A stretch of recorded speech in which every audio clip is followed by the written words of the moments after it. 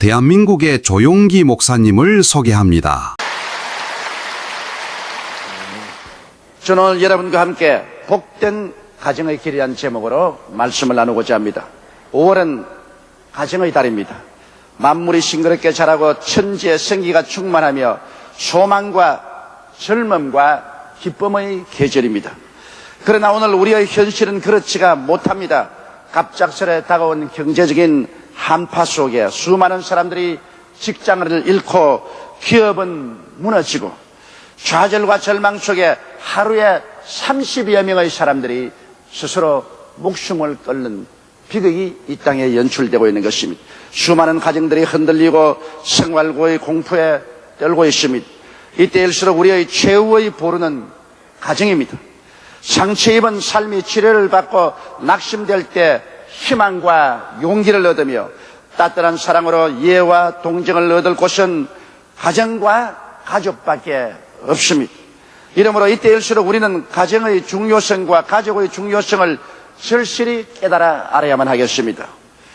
그러면 첫째로 가정의 시작과 조건을 우리가 알아봐야 됩니다. 모든 일에 근원이 있는 것입니다. 우리 가정의 근원은 바로 하나님께 있습니다. 사람을 지으신 하나님께서는 사람이 독처하는 것이 좋지 않다고 하셨습니다. 오늘 많은 독신주의자들이 생겨서 혼자 사는 사람들이 많습니다만 성경에는 하나님께서 사람 지었을 때 혼자 사는 것이 좋지 않다고 하셨으므로 하나님이 좋지 않다고 하셨으니 사람에게 좋을 리가 만무합니다. 창세기 2장 18절로 21절로 22절에 보면 야훼 하나님이 가라사대 사람의 독처하는 것이 좋지 못하니 내가 그를 위하여 돕는 배필을 지으리라 하시니라.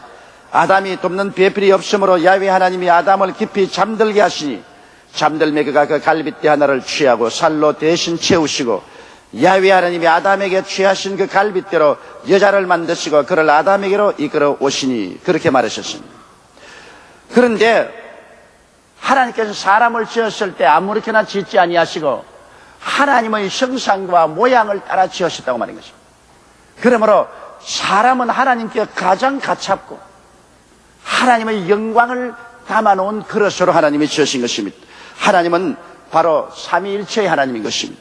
성부와 성자와 성령께서 한 하나님이시며 동시에 세 인격으로 계셔서 뜨거운 사랑으로 하나가 되었습니다. 그 때문에 하나님은 고독한 하나님이 아니시고 하나님 안에 삼위의 뜨거운 사랑의 교통이십니다. 어떤 종교에는 자기의 하나님은 유일한 하나님이라고 말합니다. 한번 생각해 보십시오. 영원무궁한 역사 속에 유일한 하나님으로 혼자 고독하게 우주에 살았다면 이는 참으로 무시무시한 하나님입니다. 혼자서 살면 사랑을 줄 줄도 모르고 사랑을 받을 줄도 모르고 그야말로 그는 무섭고 고집부릉이고 악마화된 신이고 말 것입니다. 그러므로 혼자 유일하게 영원히 거한다는 하나님은 바로 악마인 것입니다. 그러나 우리 하나님은 삼위일체의 하나님인 것입니다. 한 하나님이시지만 그 안에 아버지가 계시고 아들이 계시고 성령이 계셔서 사랑 가운데서 하나가 되십니다. 사랑 가운데 완전한 하나이면서 역시 아버지와 아들과 성령 삼위가 있어서 뜨거운 사랑으로 교통하고 교제하고 있었으므로 우리의 하나님은 사랑을 주고 사랑을 받으며 또 사랑으로 말미암아 만물을 지으시는 놀라우신 은혜의 하나님이 되시는 것입니다. 그러므로 우리가 하나님의 형상과 모양대로 지음받았기 때문에 우리 하나님께서는 고독하게 우리가 살기를 결코 원치 않습니다. 사람도 가정이란 이 하나 속에 남편과 아내와 자녀가 있어서 뜨거운 사랑 중에 교통하고 함께 사는 것이 바로 하나님의 뜻이요 하나님의 형상과 모양대로 지음받은 삶인 것입니다. 그런데 가정이 이루어지는 조건은 성경에 창세기 2장 24절에 이러므로 남자가 부모를 떠나 그 아내와 연합하여 둘이 한 몸을 이룰지라고 말했습니다. 가정을 이루기 전에 남자가 그 부모를 떠나라고 말했습니다. 물론 부모와 함께 한 가정에 살고 있더라도 심리적으로 부모의 권위와 간섭을 떠나서 독립적으로 살아가는 것입니다. 오늘 많은 가정에 불행이 다가오는 것은 고부간의 갈등입니다. 시어머니와 며느리의 갈등이 첨예화되어서 언제나 그로 말미암아 가정에 큰 불행이 다가오는 것입니다. 그러나 성경에는 단호하게 하나님께서 가정이 이루어지기 위해서는 남자가 결혼하면 부모의 간섭과 부모의 지배를 떠나서 독립하라고 했습니다. 경제적 여유가 없어서 한 집에 살더라도 이미 결혼해서 가정을 이루면 그는 심리적으로 부모의 간섭과 지배에서 떠나서 독립을 해야 가정이 이루어집니다. 하나님이 그렇게 만들어 놓았는데 왜 사람들이 하나님의 그 명령을 저버리고 결혼하고 가정을 이루었음에도 불구하고 부모의 지배하에 있고 부모의 간섭하에 있고 부모가 다스리는 그 밑에 있음으로 말미암아 끝없는 분쟁과 갈등과 알력을 가지고 있지 않습니까? 성경에는 남자가 그 부모를 떠나 아내와 연합하여 한 몸이 될지라고 말한 것입니다. 아내와 법적으로 연합하라고 말했습니다. 요 사이는 아내와 법적으로 연합하지 않냐고 서로 만났다가는 헤어지고 헤어졌다가는 만나고 하는 무질서한 삶을 살고 있는데 하나님은 그렇게 하라고 하지 않았었습니다. 마태복음 19장 4절로 6절에 예수께서 대답하여 가라사대 사람을 지으시니가 본래 저희를 남자와 여자로 만드시고 말씀하시기를 이러므로 사람이 그 부모를 떠나 아내에게 합하여 그 둘이 한 몸이 될지니라 하신 것을 읽지 못했느냐. 이러한즉 이제 둘이 아니여 한 몸이니 그러므로 하나님이 짝지어 주신 것을 사람이 나누지 못할지니라 하시니라. 결혼은 여러분 하나님께서 직접 간섭하셔서 하나님이 짝지어 주신다고 말한 것입니다. 그렇기 때문에 결혼의 중요성은 여러분 우리가 눈에 보이지 않는 하나님께서 신이 그 전능한 능력으로 짝지어 주신 거라고 말한 것입니다. 그러므로 사람이 나누지 못할 것이라고 말한 것입니다. 또 생활이 연합해야 되는 것입니다. 결혼해서 살면 내 것과 내 것이 없이 서로 함께 살아야 됩니다. 둘째로 부부의 조건이 있습니다. 우리 부부가 함께 살면 서로 이모와 책임이 있습니다. 요사이 남녀 동등권이라 해서 우리 다 똑같다고 하는데 실제 여러분 똑같지 않습니다. 남자가 다르고 여자의 모습이 다르지 않습니까? 그들이 생활 과정이 다르고 성격도 다르지 않습니까? 똑같을 수가 없습니다. 우리가 인간으로서의 권리는 동등하지만은 그러나 우리가 인생을 살아가는데 이무와 책임은 다를 수밖에 없는 것입니다. 이러므로 성경에는 부부의 조건을 분명히 말하고 있는 것입니다. 아내들이여 남편에게 복종하기를 죽게 하듯 하라. 야, 그런 제국주의가 어디 있느냐, 그런 노예주의가 어디 있느냐. 아내는 무엇이기에 남편에게 복종하기를 죽게 하듯 하라 했나. 여러분, 이것은 아내가 남편보다 인권으로 못하다는 것이 아니라 한 가정을 이루고 살기 위해서는 그들이 각각 해야 될 책임과 의무가 있습니다. 가정을 수레로 비교하면 한 사람은 앞에서 끌어야 되고 한 사람은 뒤에서 밀어야 됩니다. 두 사람이 다 뒤에서 밀어도 안 되고 두 사람이 다 앞에서 끌어도 안 되는 것입니다. 그러므로 가정이 잘 굴러가기 위해서는 하나님이 지시하신 대로 아내들이여 남편에게 복종하기를 죽게 하더라고 말한 것입니다. 남편이 아내의 머리가 된다고 말했습니다. 왜 그러냐? 먼저 하나님이 아담을 짓고 난 다음에 그 다음에 아담에서 하와를 지으셨습니다. 그러므로 아담은 하와보다 먼저 났습니다. 아담이 하와를 위해서 지음받은 것이 아니라 하와가 아담을 위해서 지음받은 것입니다. 남편이 아내를 위해서 지음받은 것이 아니라 아내가 남편을 위해서 지음받은 것입니다. 이러므로 창조적인 섭리에서 순서가 분명히 있는 것입니다. 여러분, 수족이 병들지 아니하면 또는 불구가 되지 아니한 이상은 머리에게 복종합니다. 머리가 명령하는데 수족이 복종하지 않으면 그건 중풍병에 걸린 사람, 그렇지 않으면 알츠하이머 병에 걸린 사람이나 뭐 이런 사람일 것입니다. 아내도 인격적으로 병들지 않은 이상 남편의 권위에 복종해야만 가정이 이루어지는 것입니다. 에베소서 5장 22절로 24절에 아내들이여 자기 남편에게 복종하기를 죽게 하더라. 이런 남편이 아내의 머리됨이 그리스도께서 교회의 머리됨과 같음이니 그가 친히 몸의 구주시니라. 그러나 교회가 그리스도에게 하듯 아내들도 범사의 그 남편에게 복종할지니라. 그러므로 교회가 우리 주 예수님께 절대로 복종하는 것처럼 아내도 남편에게 복종해야만 하는 것입니다. 모든 남편의 권위에 도전하고 남편의 말에 반박하고 남편과 경쟁을 하려면 그런 것은 가정을 파괴하는 가장 근본적인 요소가 되고 마는 것입니다. 여러분, 남편들에게 물어보면 남편이 언제 아내가 제일 밉느냐?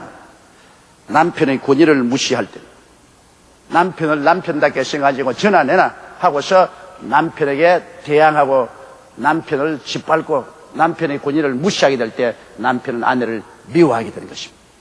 그러므로 현명한 아내는 절대로 남편의 권위를 무시하지 않습니다. 남편을 가정의 머리로 삼고 남편을 리더로 삼고, 그래서 남편에게 좋은 말로 조언하고 남편을 받들어 주어서 남편과 함께 인생을 끌어가는 것입니다. 그래서 언제나 아내는 남편의 그늘에 숨고 남편 뒤에 있어 남편을 밀어주고 남편을 앞세우고 훌륭한 남편을 만들어주면 따라서 아내도 똑같이 훌륭한 아내가 되어주는 것입니다. 그러므로 아내는 남편을 경외해야 됩니다. 에베소서 5장 33절에 그러나 너희도 각각 자기의 아내 사랑하기를 자기같이 하고 아내도 그 남편을 경외하라. 지혜로운 아내는 남편을 헐뜯지 않습니다. 자꾸 부정적으로 남편을 남에게 비교해서 아무개보다 못하다, 남보다 돈도 못 버린다, 남보다 이물도 못나다, 남보다 키도 작다, 남보다 맵시도 없다, 이렇게 하면은 그는 완전히 자기의 집 기둥을 허는 것입니다. 아내는 남편을 경외하라. 여러분, 우리가 하나님을 경외할 때 하나님을 언제나 예배하고 찬미하고 감사하지 않습니까? 아내는 남편을 늘 감사하고 남편의 잘된 것을 칭찬하고 남편을 경외하는 이러한 일을 하는 현명한 아내가 되는 것입니다. 남편 헐뜯어서 무슨 이익이 있습니까? 누워서 침 뱉깁니다. 그 모든 것이 자기 얼굴에 떨어집니다. 남편은 아무리 못나도 아내에게는 존경을 받는다는 그 자부심 때문에 삽니다. 그러므로 아내가 남편을 하나님을 예배하듯이 예배해 주는 거 좋은 일입니다. 당신 참 훌륭해요. 잘났어. 능력 있어. 당신을 내 남편으로 삼은 걸 나 기쁘게 생각해. 그거 왜 돈 안 드는데 그건 못해요? 말로써 왜 못해요? 그러나 그러한 조그만 말 몇 마디가 남편에게 천배 만배의 용기와 힘을 주고 자부심을 주고 이 세상에서 당당하게 살아가게 만들어주는 것입니다. 더구나 오늘날 IMF 한파 속에 남편은 직장을 잃고 또 잃을까 두려움과 공포 속에 살고 있습니다. 이러할 때 가장 버팀목이 되어주고 힘이 되어주는 것은 아내인 것입니다. 그 누구보다도 아내가 뒤에 굳세게 붙잡아주면은 이러한 사람은 좌절하지 않고 절망하지 않고 운명의 거센 파도를 헤치고 나갈 수가 있는 것입니다. 그 다음에는 성경에는 남편들아 아내 사랑하기를 그리스도께서 교회를 사랑함 같이 하라고 말했습니다. 에베소서 5장 25절에 남편들아 아내 사랑하기를 그리스도께서 교회를 사랑하시고 위하여 자신을 주심 같이 하라고 말한 것입니다. 항상 우리는 사랑이라고 말하면 받는다고 생각하는 것입니다. 그 잘못된 인식을 가지고 있습니다. 왜냐하면 어릴 때부터 부모 설하에서 부모의 사랑을 자꾸 받고 자랐기 때문에 사랑이란 것은 그냥 받는 것이다. 그러므로 결혼하면은 아내에게 마땅히 나는 사랑을 받아야 된다, 이렇게 생각하고 있는 것입니다. 그러나 이것은 대단히 잘못입니다. 부모와 자식 간의 사이하고 남편과 아내 사이하고는 다른 것입니다. 남편과 아내 사이는 남편은 사랑을 주는 위치에 있지 사랑을 받는 위치에 있지 않는 것입니다. 예수 그리스도께서 교회를 위해서 몸을 찢고 피를 흘려서 구원을 베풀어 주신 것처럼 우리는 바로 이 예수 그리스도의 위치에서 아내를 바라봐야 되는 것입니다. 이러므로 아내를 사랑해야 되는 것입니다. 그럼 어떻게 사랑할 것이냐? 자기 몸같이 사랑하라고 말한 것입니다. 몸같이 사랑하라. 사람은 자기 몸에 대한 관심보다 더 깊은 관심을 기울이는 것이 없습니다. 자기 몸을 잘 먹이고 잘 입히고 깨끗하게 하고 쉬게 하고 즐겁게 하고 이게 최대의 관심을 기울이고 있습니다. 에베소서 5장 28절로 30절에 이와 같이 남편들도 자기 아내 사랑하기를 제 몸같이 할지니 자기 아내를 사랑하는 자는 자기를 사랑하는 것이라. 누구든지 언제든지 자의 육체를 미워하지 않고 오직 양육하여 보호하기를 그리스도께서 교회를 보호함 같이 하나니 우리는 그 몸의 지체임이라. 그러므로 아내에 대한 깊은 관심을 기울여 주는 것이 남편의 사랑입니다. 아내의 행복에 대해서 관심을 기울여 주고 또 아내에게 관심을 기울여서 많은 시간을 내어서 대화를 할 수 있도록 해주시고 또 아내에게 필요한 물질을 공급하고 아내를 돌봐주는 이러한 관심을 기울이는 그런 사랑이 남편에게 반드시 있어야만 되는 것입니다. 그리고 남편은 세상 앞에서 자랑스러운 아내로 내세우라는 것입니다. 자기 아내를 헐뜯고 못난이로 만들고 사람들 앞에서 부끄러운 존재로 만들면 남편이 자격이 없다는 것입니다. 에베소서 5장 25절로 27에 남편들아 아내 사랑하기를 그리스도께서 교회를 사랑하시고 위하여 자신을 주심같이 하라. 이는 곧 물로 씻어 말씀으로 깨끗하게 하사 거룩하게 하시고 자기 앞에 영광스러운 교회로 세우사 티나 주름 잡힌 것이나 이런 것들이 없이 거룩하고 흠이 없게 하려 하심이라. 예수님께서 교회를 아름답고 거룩하고 영광스럽게 내세우려고 애를 쓰는 것처럼 남편도 아내를 아름답고 영광스럽고 흠이나 점이 없는 사람으로 내세우라는 것입니다. 더구나 시집 식구들 앞에서, 친구들 앞에서, 친척들 앞에서 자랑스러운 아내로 이렇게 내세우는 이와 같은 아량을 가진 남편이 되어야 참 아내를 사랑하는 것입니다. 여러분, 아내가 남편이 미울 때가 있는데 언제 가장 미느냐 그렇게 물으니까 삶이 무의미할 때 남편하고 같이 살다가 이것이 아닌데 내 인생이 이것이 아닌데 내가 기대한 삶이 이것이 아닌데 나는 시집 와서 이게 뭐냐 모든 것이 허무하고 무의미할 때 그때 남편이 미워진다는 것입니다. 그 다음 남편이 시집 친정 식구 비난할 때 친정 어머니나 아버지 친정 식구들을 비난할 때 그때 남편이 미워진다는 것입니다. 그러므로 여러분 우리는 아내에게 미움을 받는 남편이 되지 말아야 되는 것입니다. 우리가 부부간에 함께 살려면 끝없는 이해와 동정과 사랑이 필요합니다. 왜냐하면 결코 완전한 남편도 없고 완전한 아내도 없습니다. 이 세상에 완전한 분은 하나님과 천사밖에 없고 인간은 불완전하게 짝이 없습니다.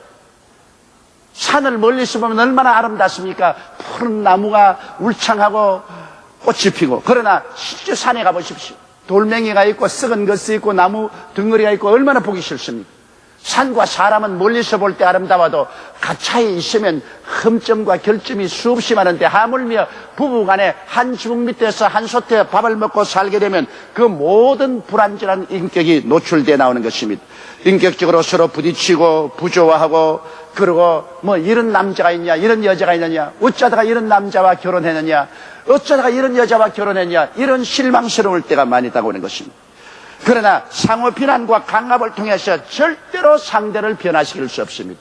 우리 생각에는 남편이 협박과 공갈로 폭력으로 아내를 변화시킬 것 같지만은 안 됩니다.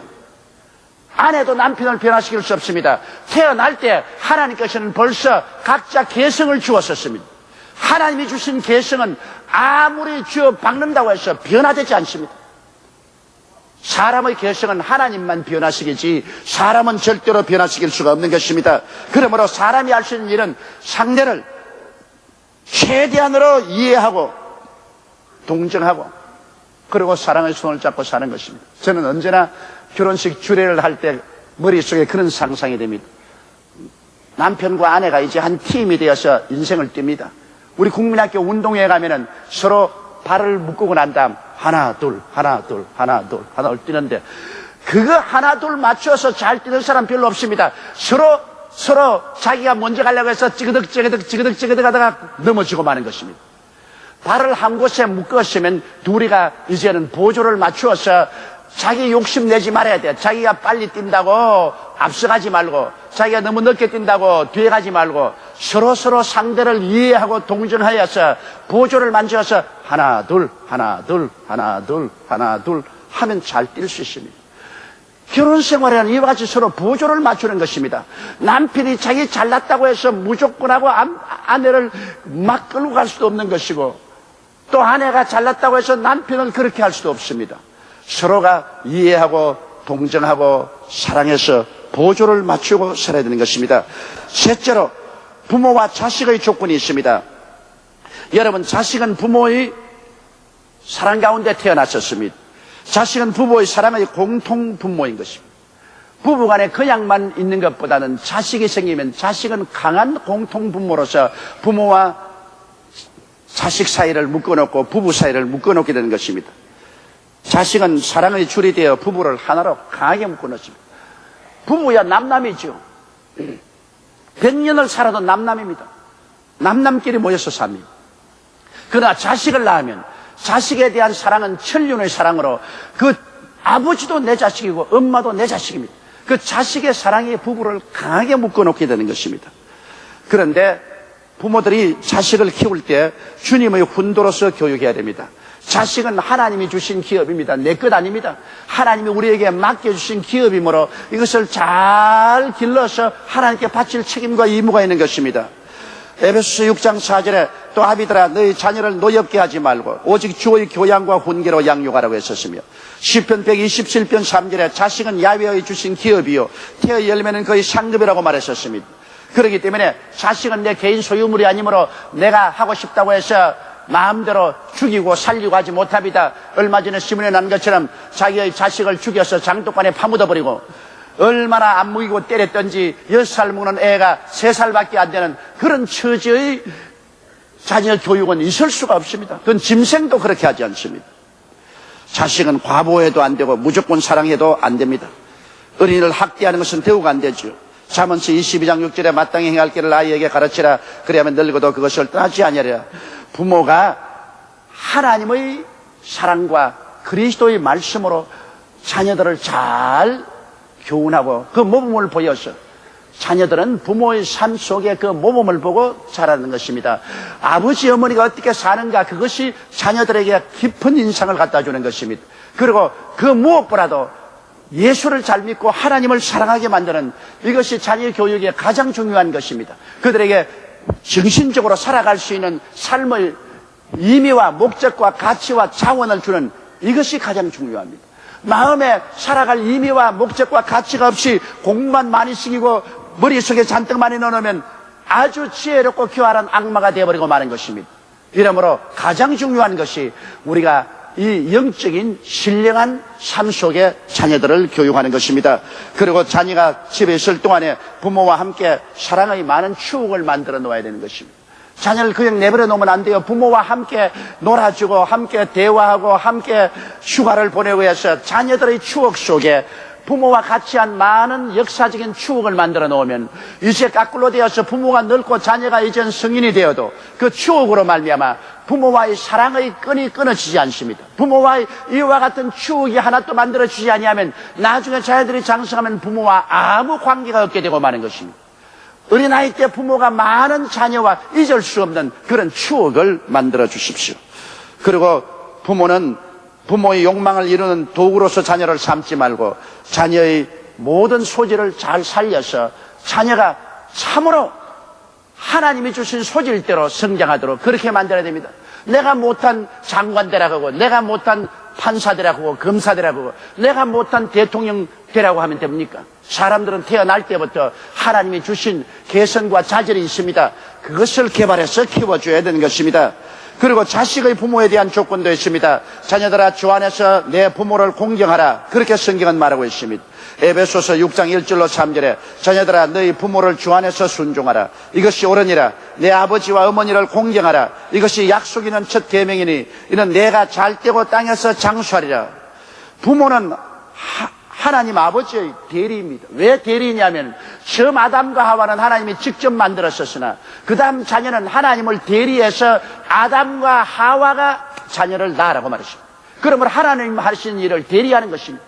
이렇기 때문에 부모는 하나님의 대리로서 자식을 낳고 기르는 것입니다. 그렇기 때문에 부모를 무시하면 하나님을 무시하는 것입니다. 부모를 공경하면 하나님을 공경하는 것입니다. 눈에 보이는 부모를 공경하지 않은 사람이 눈에 안 보이는 하나님을 공경할 수가 없는 것입니다. 그런데 성경에는 부모 공경하는 것을 하나님이 얼마나 원하셨던지 부모를 공경하면 내가 세상에서 잘되고 장수하게 만들어주겠다고 말하셨습니다. 하나님께서 우리 인생들에게 주신 10계명 중에 4계명은 하나님과 사람 사이의 계명이고 6계명은 인간관계의 계명인데 인간관계의 계명 중에 가장 중요한 것이 효입니다. 내 부모를 공경하라. 그러므로 인간윤리 도덕의 가장 근본이 바로 효에 있습니다. 효를 짓밟아버리면 인간관계의 모든 윤리와 도덕은 시작부터 다 파괴되어 버린 것입니다. 그렇기 때문에 효는 모든 인간윤리와 도덕의 근본으로 성경에 나와 있는 것입니다. 그런데 하나님의 계명은 모두 다 이 계명을 지키라. 지키지 않으면 벌을 주겠다고 했는데 오직 한 가지 인간관계의 첫째 계명인 내 부모를 공경하는 것에는 상급을 명했습니다. 내 부모를 공경하라. 그래야면 내가 세상에서 잘되고 장수하리라. 부모를 공경하면 그것은 세상에서 하나님이 잘되게 하고 오래오래 살게 만들어 있다는 축복의 조건을 붙여놓았습니다. 하나님의 계명 중에 오직 부모 공경 계명만이 축복을 거기에 붙여놓았습니다. 그것은 하나님께서 얼마나 우리가 부모 공경하기를 원하며 부모 공경을 하면 하나님이 얼마나 기뻐하신다는 것을 보여주시는 것입니다. 그렇기 때문에 이 세상에서 여러분 잘되고 장수하려거든 부모에게 효도하십시오. 다른 복잡한 건 없습니다. 뭐 잘되고 장수하려고 온갖 수단 방법 하지 말고 부모에게 효도하면 하나님이 하늘문을 여시고 잘되고 장수하게 만들어주겠다고 약속하신 것입니다. 하나님의 약속은 틀림없이 이루어지게 되는 것입니다. 행복은 좋아 있는 가정관계와 가족관계에서 생겨난 것입니다. 가정이 어지럽거나 흔들리고 깨어지면 매서운 추위나 폭우가 쏟아지는데 갈 곳 없이 들이나 길거리에 내버림을 당한 것과 같습니다. 우리는 환경과 생활이 어려울수록 더 굳게 가족 중 자기의 위치와 책임을 다하고 가정을 힘차게 지켜야 되는 것입니다. 그래서 가정에서 남편과 아내, 부모와 자식의 관계가 확실히 정립되고 그리스도의 사랑으로 하나가 되면은 어떠한 어려운 폭풍우가 다가오고 어떠한 환경의 어려움이 다가와도 그를 능히 이겨나갈 수 있습니다. 앞에서 끌어주고 뒤에서 밀며 상처 입은 사람들은 가정에 와서 이해를 받고 동정을 받고 위로를 받고 치료를 받고 함께 스크럼을 짜고 나갈 수가 있는 것입니다. 가정만큼 무조건 하고 이해하고 동정하고 사랑하고 치료받을 수 있는 처소는 다른 곳에는 있을 수가 없습니다. 다른 모든 것은 비평하고 평론하고 헐뜯고 미워하는 것입니다. 경쟁하는 것입니다. 그러나 가정은 그렇지 않습니다. 거기는 큰 사랑으로 이해와 동정, 치료와 은혜를 얻을 수 있는 것이 가정입니다. 오늘 우리 하나님이 주신 교훈을 통해서 우리는 훌륭한 남편, 훌륭한 아내, 훌륭한 아버지, 훌륭한 어머니, 훌륭한 자녀가 되어 아름답고 영광스러운 가정 가운데 이 땅에 낙원을 이루고 사는 여러분 되시기를 주의 이름으로 축원합니다. 우리 다 같이 고개 숙여 기도드리겠습니다. 전능하시고 거룩하신 하나님 아버지, 우리가 이 땅에서 피할 수 있는 요새요 피란처는 가정밖에 더 있습니다. 아버지 하나님이시여, 남편과 아내, 부모와 자식 이렇게 뭉쳐진 이 단위는 끈끈한 사랑으로 뭉쳐진 단위고 여기에는 이해와 동정과 사랑이 하나가 된 단위입니다. 아버지, 가정의 단위가 흐트러지면 사회도 국가도 무너지고 맙니다.